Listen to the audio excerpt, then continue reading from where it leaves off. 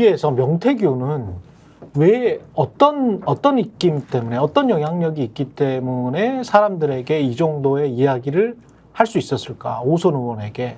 그리고 뭐 어떤 막말까지 했다. 뭐 이런 이야기까지 들리던데 그 정도로 이제 본인이 어떤 후광이나 힘이 있다고 믿기 때문에 그렇게 스스럼 없이 이야기를 할 거 아니에요. 그러니까 명태균이라는 인물을 보면 예. 이게 우리가 무시할 사람은 아니에요. 그런 것 같습니다. 그러니까 예. 이제 제가 확인한 바로 듣는 바로는 이준석 의원 자체가 누구를 칭찬한 사람이 아니거든요. 이준석 의원이 명태균을 보고 끄덕끄덕 배울 게 많다. 대단한 사람이다. 지켜설 정도면 그렇게 이야기를 했대요? 그런 얘기들을 했대요. 네. 그러면 명태균이 나름대로 이 보수층 내에서는 나름 실행 가능한 기획자다. 그러니까 기획만 하고 그러니까 추상화만 그린 사람은 아니고요. 기획하고 전략 짜고 실행까지 해서 완성품을 가져오는 사람이라는 것이죠. 그래서 김종인 위원장 자체도 그분도 나름대로 내공 있는 분이잖아요. 그런데 명태균 씨를 굉장히 책사로 활용했다는 겁니다. 그래요? 그러니까 당시에 이 지방선거라든지 여러 가지를 총선 판단했을 때 명태균이 가져온 여론조사를 가지고 여러 가지의 정무적 판단을 했답니다. 그러니까 명태균이 시책 없는 사람이 아니에요. 그런데 지금 이 일이 터지고 나서 명태균이 본인이 허풍쟁이 행세를 하려고 지금 툭 던지면서 뉴스토마토를 고발하고 나선 거죠. 그러니까 명태균이 그동안 지내온 사실을 보면 이분이 그 정치권에 들어온 것들이 이제 다선 의원, PK 쪽일 거예요. 아마. 예. TK 쪽 다선 의원의 그 소개로 들어왔는데 국민의힘 쪽으로 그때부터 여러 사람과 접촉을 하면서 자기 영향력을 보여줬고 인정을 받았던 거예요. 그 다음에 보면 김영선 의원이 사선이었잖아요. 예. 일선에서 2번, 비례 2번. 그랬죠. 그러면 솔직히 여야 정치권에서 봤을 때는 이제 그만해야 될 사람인데 명태균을 만나서 부활한 거예요. 살아나고 죽은 목숨을 살린 거죠. 그러네. 그러니까 당시 22년도 재보궐에 6월에 예. 아니 김영선이라는 분을 제가 이제 폄훼할 필요는 없지만 정치공학적으로 봐서 일산의 비례인데 뭐 그렇게 매력적이지 않은 인물을 창원 의창 갖다 꽂으면 되는 데다가 명태균이 나서서 5선을 만들어줬어요. 예. 김영선은요 그걸로 그냥 모든 게 끝난 거 아닙니까? 절을 해야 됩니까? 시킨 대로 다 하는 거예요. 그래서 그 얘기들이 나온 거예요. 그러니까 의원실에 가면 자기 자리를 양보해 준답니다. 그래서 이 보좌진들한테 이 명태균 씨는 곧 나다.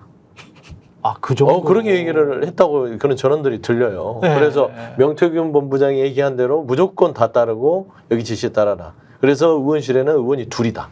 라고 이게 김영선 전 의원의 입에서 나온 말이라는 게 그 보좌진들의 또 이런 5선이 된 다음에 그럼요. 그렇기 때문에 이 명태균 씨가 지금 했던 1차, 2차인데 2차 24년도를 가지고 보수 측에서는 첫 기사에 대해서 말도 안 된다. 뭐 실행되지 않은 게 무슨 말이 되겠냐 했는데 22년도가 중요한 거예요. 1차. 22년도 6월에 김건희 사모님과 대통령과 통화를 해서 절대 공천을 못 받게 될 사람을 내가 실행했으니까 자 이제 현수막도 본선용으로 걸고 해라.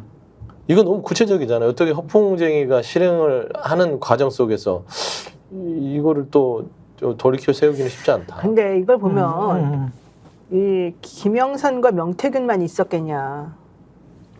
그거는 충분히 뭐 예상할 수 있는.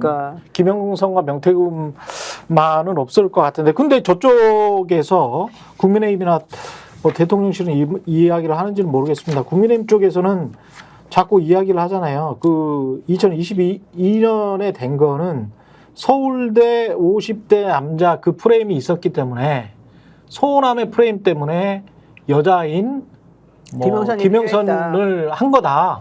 뭐 그럴 만했다 당시에는. 어떻게 보세요? 그런 거 언제 신경 썼습니까? 그런 거 신경 쓴 적이 없고. 신경 안 썼었어? 그렇죠. 뭐 그런 걸 언제 보궐선거 한다고 예. 여기다가는 그 말씀하신 대로 서운한 프레임을 깨기 위해서 여성 후보를 공천한다 말이 안 되는 게 그때 윤석열 정권이지 않습니까? 윤석열 정권은 여성가족부를 어떻게 한다고 그랬습니까? 그거 폐지한다고 그러고 된 대통령이고 그리고 이준석 대표부터 시작해가지고 이 뭐 할당제 이런 거는 말도 안 된다라고 주장하시던 분들이잖아요. 그런 분들이고 오히려 여성을 배려하고 이런 거는 역차별이다 이렇게 주장한 분들인데 그런 어떤 개념을 가지고 공천을 밀어붙인 거다 이렇게 이제 와서 당시에 이제 공천관리위원장이었던 윤상현 의원이나 이런 사람들이 그렇죠. 그런 그렇게 얘기를 이야기하고 하는데 있는데 이제 와서 얘기하는 거는 제가 볼 때는 지금 만들어낸 어떤 그런 해명을 가지고 그 당시로 소급해가지고 얘기하는 것이고 그런 배경이 아니고 이 뉴스토마토의 보도에 나오는 정황이 오히려 제가 볼 때는 믿을만하다. 그 당시에 윤석열 대통령하고 명태균 씨하고 통화를 한 내용을 명태균 씨가 얘기한 내용이 지금 나오는 거잖아요. 그렇죠. 윤석열 대통령이 나는 김영선이라고 했다. 이렇게 얘기했다는 거지 않습니까? 나는 김영선이라고 했는데 이것도 조금 이상해. 나는 그렇게 이야기했는데 다른 사람은 이렇게 이야기하면 또 바뀔 수도 있다는 그런 느낌인가? 누군가 네. 반대를 했겠죠. 당내에서. 이 김영선은 네. 고향 일산 사람인데 고향도 아닌데 창원 의창이 예. 옆에 거창인데 여기다 왜 꽂습니까 하는 분위기고 또 김영선 전 의원에 대한 당내 평가가 있었겠죠. 근데 그런 부분에 있어서 여러 가지 얘기가 있는데 내가 김영선이라고 했는데 그러니까 전화를 애초에 통화를 왜 했겠습니까? 뭔가 이 명태균 씨가 원하는 대로 진행이 안 되는 부분이 있으니까 그런 통화가 이루어진 거 아니겠어요? 그러니까 난 김영선이라고 했는데 라고 하는 맥락이 그래서 있는 것 같고 그게 관철이 됐지 않습니까? 이런 부분이 의심스러운데 그럼 애초에 여기서 좀 의문이 되는 거는 그러니까 이 구조를 잘 보셔야 되는 게 왜 애초에 명태균 씨하고 윤석열 대통령이 왜 통화를 하냐는 거예요. 그러니까. 그리고 지금 어제 쭉 얘기하는 걸 들어보니까는 국민의힘 인사들이 다 그 얘기를 아까 이제 말씀하신 대로 허장성세론을 얘기를 하거든요. 이 명태균 씨의 허장성세 캐릭터에 의한 다 뻥이다 얘기를 하는 거지 않습니까? 그 뻥으로 인해서 생긴 오해이고 그 오해를 갖고 악의적으로 보도한 내용이다 이렇게 얘기하는데 그렇게 볼 수가 없는 게 어제도 말씀드린 대로 정황을 맞춰보면은 이게 시계열적으로 정리를 해보면은 다 맞아 들어가요. 이 명태균 씨의 발언하고 그 당시에 벌어진 상황들이 다 맞아 들어간다. 어제 한번 정리해드렸고 그 다음에 취임식에 초청했지 않습니까? 김건희 여사가. 한겨레 보도를 보면은 명태균 씨를 취임식에 초청을 했어요. 김건희 여사가. 이건 알았다는 거잖아요. 그 전부터. 이걸 알았다는 게 있기 때문에 아는 사이가 있기 때문에 전제가 돼 있기 때문에 이거는 허장성세다라고 볼 수가 없는 거예요. 그런 점을 고려해 보면은 언제 알았는지가 중요한 건데 이 명태균 씨라는 사람은 아까도 말씀하셨지만 경남에서 선거를 치른다라고 하면은 제가 보니까 국민의힘 사람들은 이 사람을 빼놓고 얘기를 하지 않습니다. 일단 선거를 준비한다라고 하면은 그 사람부터 만나봐 이렇게 얘기하는 사람이에요. 이 사람. 그 정도의 전략가야. 그러니까 제가 그렇게 얘기하는 분을 몇 분 제가 들었어요. 자기도 이 분을 내가 뭘 하려고 하는데 경남 지역에서 뭘 하려고 하니까 그 사람 만나보라고 누가 하더라. 이걸 들었거든요. 그러니까는 그 동네에서는 이제 그런 건데 선거라는 게 본선도 있는 거지만 또 그 동네에서 경선도 있는 거고 여러 가지 종류의 선거가 있지 않습니까? 윤석열 대통령도 대선 후보 경선을 치른 거잖아요. 제가 볼 때는 그래서 당에 기반이 없는 사람이 와가지고 경선 치를 때 명태균 씨의 도움을 받았겠습니까? 안 받았겠습니까? 예를 들면 이런 관계들이 있다고 하면은 이렇게 퍼즐을 맞춰보면은 왜 윤석열 대통령과 김건희 여사와 명태균 씨 간의 어떤 관계나 이런 것들이 어디서부터 형성이 된 것이고 그리고 이것이 왜 지금의 어떤 인연에 이르게 되었는지 명태균 씨가 어떻게 김영선 전 의원에 대한 공천이나 이런 것들을 요구할 수 있게 되었는지 등등이 지도가 쭉 그려지는 거예요. 그래서 이걸 허장성세론이라고 퉁치고 넘어가서는 안 된다. 이런 말씀 드리는 겁니다. 그 윤석열 대통령이 정치 기반이 사실은 별로 없는 상황에서 갑자기 대권 후보가 됐고 갑자기 대통령이 돼버렸어요. 그렇죠. 그러면 가장 그 타임에서 그 사람들에게 필요한 건 뭡니까? 검찰총장 퇴임 이후에 이 정치 지형을 이해할 수 있게끔 옆에서 책사 노릇을 하는 사람이 일단 필요하고 그렇죠. 두 번째는 각 지역마다 영향력을 행사할 수 있는 힘 있는 이런 그 정치 브로커들이 사실은 필요하단 말이에요. 이 사람들이 사실은 조직본부장, 조직국장하는 사람들. 바로 그거죠. 이 사람들 그리고 여기에 지금 뭐 자기네들이 잘났다고 나섰던 그 유튜버들 뭐 안정건이 이런 사람들이 여기 붙어 있는 건데 이 사람들은 직접 그런 건 아니고 이 지역에서 그러니까 조직이 중요한 거잖아요. 근데 이 윤석열 대통령은 기본적으로 이 당시까지 초창기에 조직이 없으니까 조직을 가장 강력하게 형성하고 있는 지역구에 있는 뭐 위원장이라든가 지역에 있는 국회의원이라든가 이런 사람들 특히 국민의힘 사람들이 꽉 잡고 있는 지역을 중심으로 해서 어쨌든 너네들 나 잘 되면 내가 어쨌든 할 테니까 좀 도와줘. 이런 마음으로 이 그룹을 만들어 놨어야 되는데요. 그렇게 어쨌든 성공을 했어요. 어설프게라도 0.7 어쩌고 해서 별로 차이는 안 났지만 자 이런 상황이라고 한다면 너무 기분이 좋아 있겠죠. 그렇죠. 근데 이 상황에서 자기가 해야 되고 할 꼭 하고 싶은 거는 뭐겠습니까? 나를 이렇게 도와준 울심양면 도와준 이 사람들에 대한 농공 행상도 해야 되지만 예. 또 하나 더 중요한 건 내 사람을 심어야 되겠다. 나한테 충성하는 사람들을 빨리 찾아가지고 내가 여기다가 내 뿌리를 박아야 된다. 예. 이게 기본적인 정치인들의 마음이잖아요. 자, 2022년 5월 10일 날 이분이 대통령 취임식에 가야 돼요. 그렇죠. 근데 2022년 5월 9일 날 이 사람이 그런 걸 도와주었다고 생각되어진 이 책사라는 사람이 연락을 해요. 대통령한테 직접 했는지 안 했는지 모르겠지만 명태균이. 명태균이 하는 얘기는 김영선이라고 하는 사람을 여기에 없으니 너 내려가서 어떻게 해라 이런 지휘를 지금 이 사람이 하는 모양이 제가 보이잖아요. 그러네. 네. 자, 취임식 전날. 취임식 전날. 그러면서 이 사람은 그 다음날 취임식이 있으니까 그 취임식 끝나고 난 다음에 보도해라. 이런 것까지 다 정확하게 알려주는 사람인 거잖아요. 그러네요. 그리고 그 당시에 이 사람이 명태균이라는 사람이 전화한 녹취록 깐 걸 보면은 E가 나오고 F가 나오고 Y가 나오잖아요. 예. 여기서 말하는 E가 윤한홍이고 뭐 F가 누구고 Y가 김영선이고 뭐 이런 얘기 지금 우리가 다 미루어 짐작이 충분히 가능한 사람들이었거든요. 예. 근데 이 사람들하고 얘기한 내용을 들여다보게 되면 야, 나는 원래 김영선이가 너네 다 가는 줄 알았는데 누가 지금 누군가가 너 말고 딴 사람을 꽂으려고 해서 이 보궐에 딴 사람을 꽂으려고 해서 내가 지금 상황을 뒤집었어. 내가 지금 대통령한테 김건희한테 전화해봤어. 그랬더니 대통령은 나한테는 그러대 김영선이라고. 근데 이제 와가지고 이렇게 됐냐. 내가 뭐 항의했더니 아이 됐어 하면서 우리 너 얘 보내주기로 했으니까 내일 취임식 끝난 다음에 발표하면 돼. 이렇게 해서 저희가 마무리를 시켰다. 저희가 일을 다 정리했다. 이게 잘난 척하려고 자랑하는 그런 전화였잖아요. 그 전화가. 엄청난 권력이네. 그러니까 그건 엄청난 예. 권력이라는 거예요. 근데 예. 이런 엄청난 권력들을 이 사람이 대통령을 처음 만들어줄 때 그 타임에 하겠어요? 아니면 다 끝나고 대통령의 힘을 막 잔뜩 가진 다음에 하겠어요? 대통령의 그렇지. 힘이 아직 없을 때 내가 뭔가 해준 것처럼 해가지고 하겠죠. 그렇죠. 그리고 이게 잘 되고 나면 이걸 빌미로 해가지고 이것 때문에 덕을 본 김영선은 이 사람을 계속 쫓아다니겠죠. 그리고 김영선이 잘 되는 걸 보고 있던 옆에 있는 수많은 따까리들도 예. 전문용어 의원 지방생들. 수많은 따까리들도 여기 와가지고 계속 붙어 있겠죠. 아. 이제 이러면서 2년을 가겠죠. 왜? 2년 후에 이제 정식으로 그렇죠. 총선이 있으니까. 예. 그럼 이 2년 동안 이 사람이 하는 건 뭐예요? 이 동네에서 나는 최고다. 나는 영향력이 제일 좋다. 나는 대통령과 대통령 부인과 직접 통하는 사람이다. 내가 제일 잘 나가. 이제 이거를 자기가 계속 장사를 해나가야 되는 거예요. 이 상황에서. 그러니까 이 사람이 현실적으로 그동안에 그렇게 해왔는데 마지막에 지금 뭐가 안 맞았어요? 김영선이가 청와대처에서 하도 못해가지고 김영선이가 하위 10%라는 거잖아요. 그러니까 여기 원래 있으려고 했던 사람을 밀어내고 여기다가 꽂았는데 그 사람이 보기에 너무 한심하고 말이 안 되니까 너 이제 가지 않으면 내가 구태타 일으킨다. 이래가지고 이 사람이 절로 가래요.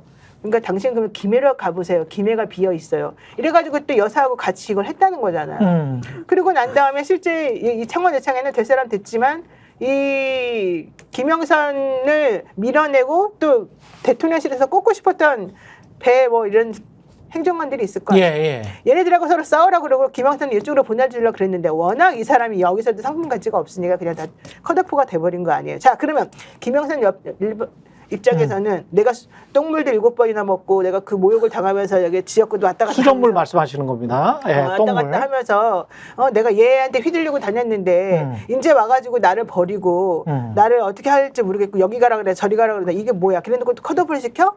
나 이제 더 이상 못 참아. 내가 이거 하려고 너네들한테 그렇게 뒤에서 이렇게 했는 줄 알아? 이렇게 생각하겠죠? 그러면 그 다음에 해야 될 게 뭡니까? 폭로. 폭로. 내지는 딜. 이 그렇지. 폭로할까 가지고 딜. 그게 바로 그 당시에 있었던 사람이 바로 개혁신당의 이준석이란 말이죠. 개혁신당의 이준석이 최소 2~3석은 가져갈 거라는 게 원래 원칙이었고 얘네들은 의원석이 없었기 때문에 의원이 있는 사람을 좋아할 거라고 생각했기 때문에 자기 의원 갖다 주고 일본 해달라고 했던 건데 김종인이 딱 버티고 있는 거지. 김종인이 보기에 얘는 말도 안 되는 거지. 옛날부터 알았을 거 아니에요. 그렇지. 김정희 보기 수준도 안 되는 게 지금 판사랍시고 어쩌고 짜증났을 거 아닙니까? 근데 와가지고 한다는 소리가 나 1번조 3번조 의원사 자리 하나 줄게. 이미 이 의원이 막 넘쳐 이 동네 이제 5명 6명이. 그 상황은 알겠고요. 근데 만약에 이제 김건희 여사가 뭔가를 보냈어. 그리고 김영선 의원이 이준석한테 야 이런 텔레그램이 왔는데 이거는 나를 물먹이는 거잖아. 라고 했는데 이준석은 그거를 선의의 조언이라고 해석을 했단 말이죠. 근데 오늘 한겨레 취재를 보니까 개혁신당의 한 관계자의 말을 빌려서 그 내용 자체가 김해로 옮기는 게 어떻겠어요라고 이야기를 했다는 거잖아요. 김건희 씨가 김영선 의원에게. 정확히는 네. 김해가 비어 있다. 의원님 언제까지 다른 지역구로 간다고 보도자료를 내시라는 내용이었다. 그렇게 나와 있더라고. 보도자료를 내라. 김해로 간다고 말로는 안 돼. 김해로 간다고 보도자료를 내라. 근데 이거를 언제까지? 이거를 제가 이제 여쭤보고 싶은 거는 이거를 이준석 의원은 선의의 조언이라고 해서 그랬단 말이지. 그 말에 신경 쓰지 마. 근데 이게 선의의 조언인가? 만약에 이게 사실이면 이거는 본인이 이렇게 차나 말을 쪼를 이렇게 옮기는 거잖아. 너 이쪽으로 가. 그냥 내가 볼 수 있게 아예 보도 자료를 내. 그러면 내가 볼 수 있잖아. 그럼 내가 위에서 너는 이렇게 옮기고, 너는 이렇게 옮기고, 너는 없애고, 뭐 이런 거잖아요. 근데 우리가 지금 이 명태균 게이트에서 중심을 잡아야 될 게 있어요. 예. 이 국민의힘은 지금 이준석을 가지고 빠져나가려고 그러거든요. 이준석은 격가지고요. 지금 명태균이 윤석열 대통령 부부와 어떤 과정을 통해서 국민의힘의 공천에 개입했느냐만 집중을 해야 되는 것이지. 그렇습니다. 지금 자꾸 보수 쪽에서는 이준석이 김영선을 꼬드겨서 폭로하게 만들어서 공천을 흐트러뜨려 했다. 이쪽 논점으로 우리가 벗어나면 안 된다. 그렇지. 저는 그렇게 생각이 돼요. 계속 아침 라디오를 들으면서 오면 계속 이준석. 아니에요. 지금 김건희입니다. 윤석열 대통령이고 명태균이에요. 이 세 사람이 어떤 공당의 공천에 개입을 해서 실현시킨 아주 말하자면 엄청난 국정농단에 속할 수도 있는 상황이에요. 예. 거기에 이제 이준석이 낙동강 오리아된 김영순 전 의원을 칠불사에서 만나서 거기에서 본인의 당에 이득이 될 만한 사안들을 논의한 것들이 부적절했다는 것은 전체 그림에서 한 5 정도 되는 것이고. 그런 거 같아요. 그렇죠. 그렇지. 95는 명태균이 중요한 거는 지금 소송을 걸었다 하지만 중요한 거 김건희 여사랑 통화했다는 거는 부인하지 않았어요. 그렇잖아요. 그다음에 텔레그램 내용은 김영선과 김건희 이 두 사람이 아니라 나와 김건희 둘이 받은 게 있는 것이다. 이 보도가 잘못됐다. 이런 거를 걸었어요. 그렇더라고요. 그러니까 결국에는 명태균이라는 사람은 대통령 부부를 통해서 정치적 이익 실현을 사적인 사람이 실현시킨 겁니다. 이게 이제 주가 되는 거예요. 그래서 저는 지금 현재 명태균 게이트를 우리가 이제 분석하고 바라보고 공세 포인트를 하는 부분들이 자꾸 국민의힘 쪽에서 팬들들이 와서 얘기하는 것은 이준석이 문제다. 이준석이 뭔가를 흐트러뜨리고 있다. 그래서 이준석과 명태균에 뭐가 있고 이준석이 개혁신당에 돈을 좀 받으려고 김영선을 꼬드긴 거 아니냐. 결국에는 모든 게 이산이 이준석이 그래서 처음부터 뉴스토마토에 접근을 해서 이런 부분을 해서 이제 공개하겠다고 했던 거 아니냐. 요렇게 가는 거예요. 그렇죠. 근데 뭐 그거는 이제 정황이지만 팩트는 명태균이 정말로 김건희 여사가 어떤 내용을 통해서 했고 말한 대로 김건희 여사가 24년도에는 김영선 전 의원한테 자 창원에서요 옆으로 갈 때 보도자료를 준비하셔서 고리 간다 하세요 라고 했는데 첫 번째 그 다음에 22년도 6월 재보궐선거에 있어서 정말 그 명태균 씨 말이 사실이라면 사모하고 통화했고 대통령하고 통화했는데 저는 22년도에서 가장 문제가 되는 건 뭐냐면 명태균 씨의 증언만 따지면 윤석열 대통령하고 통화했을 때 윤석열 대통령은 이거는 당에서 알아서 해야 될 문제다 라고 김영선 의원에 대한 추천을 거부했다는 거예요. 근데 본인이 설득을 했더니 그래 그럼 내가 다시 한번 검토해 볼 거라고 윤석열 대통령이 입장을 바꿔요. 그래요? 그 내용 있습니다. 뉴스토마토 그 기사 내용에. 저는 그 대목에 주목을 해야 되고, 결국에는 명태균 씨가 고발해서 뉴스토마토에 답을 이제 법적 조치를 했으니, 이제는 대답은 윤석열 대통령, 김건희 여사, 두 사람이 이제 답을 해야 돼요.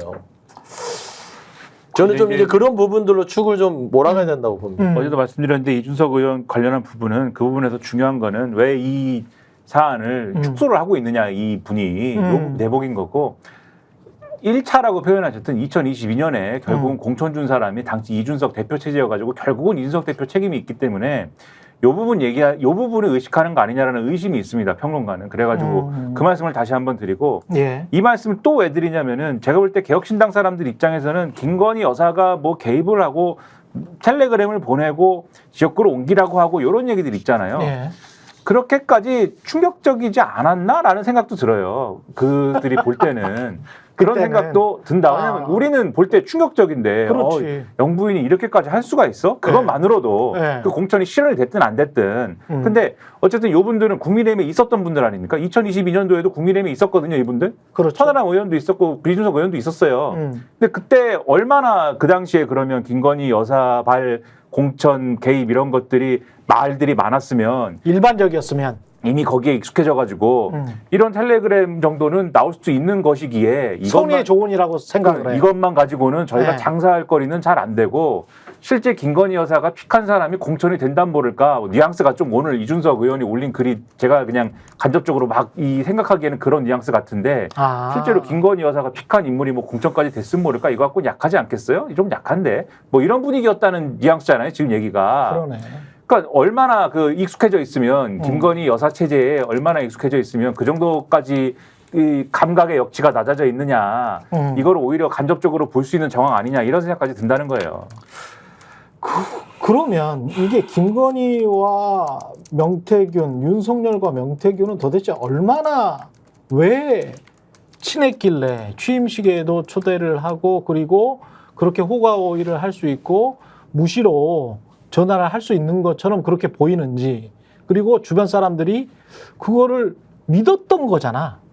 그렇잖아요. 최소. 그리고 그 주변 사람들이 뭐 그냥 호락호락한 사람들은 아니에요. 김영선 의원도 서울대 법대 나오지 않았습니까? 예, 판사도 하신 분이잖아요. 그러면은 그런 사람들이 그냥 다 믿은 거잖아. 아, 이 사람은 전략가고 이 사람은 위와 연결이 돼 있고 이 사람은 나에게 공천에 영향력을 줄 수 있고 여러 가지 이야기를 다리를 놔줄 수 있는 메신저인데 영향력이 있는 메신저다. 그 사람들이랑 친하다. 그 사람들이라는 거는 윤석열 씨 부부. 그러면 이게 어느 정도로 도와줬어야지 이 정도가 되지? 아무나 친하나? 나는 그게 좀 이상해요.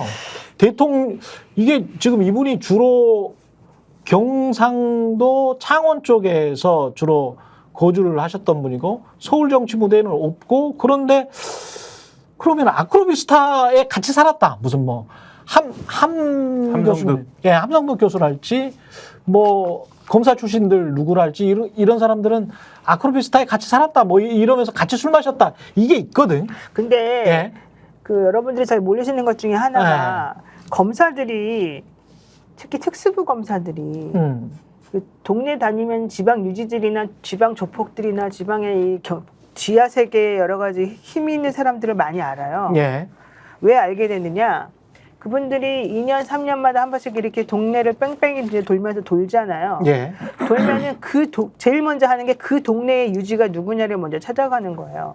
그러니까 예를 들면 서울, 수원, 뭐 이렇게 큰 데는 별로 요즘은 이제 그런 건 없지만 유지라는 개념 자체가 없지. 네, 그러니까 서울이나 수원 이런 데는 그런 건 없어요. 근데 인천까지도 별로 그건 없어요. 근데 이제 그 이후 충청도나 뭐 강원도나 이제 경기도 서쪽으로 이제 가다 보면은 이제 요 동네에 그 지역 유지들이 있는 거예요. 그리고 이 지역 유지들 간에 무슨 선도위원 모임, 뭐 무슨 모임 해서 이제 이런 또 지방 사람들끼리 만들어 놓은 여러 가지 각종 이 모임들이 있어요. 총동창회 무슨 동문회장이 무슨 사업가들의 모임도 있고 뭐도 있고 뭐도 있고.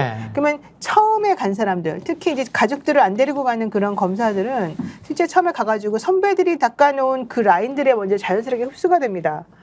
그 사람들하고 관계에. 그리고 나면은 요 안에서 이 사람들을 돌봐주는 일종의 비서 역할을 하는 사람들이 중간에 꼭 껴있고요. 그다음에 이 사람들이 이 지역에서의 그런 사업을 잘하고 지역에서 뭔가 일이 잘 돌아가게끔 만드는 사활이도 좋고 실제 돈도 좀 움직일 수 있고 이 어리버리한 서울에서 온 사람들 좀 잘 우쭈우쭈 해주고 영감님하면서 뭔가 해줄 수 있는 그런 시스템이 몇십 년 동안 잘 갖춰져 있어요. 그래서 이분들이 이제 한숨 빼만 돌고 나면 사실은 다 전국 방방곡곡에 다 이제 나의 라인들이 생겨나요. 어느 지역이든 영호남이든 강원도든 충청도든 되게 끈끈하게 연결돼 있어요.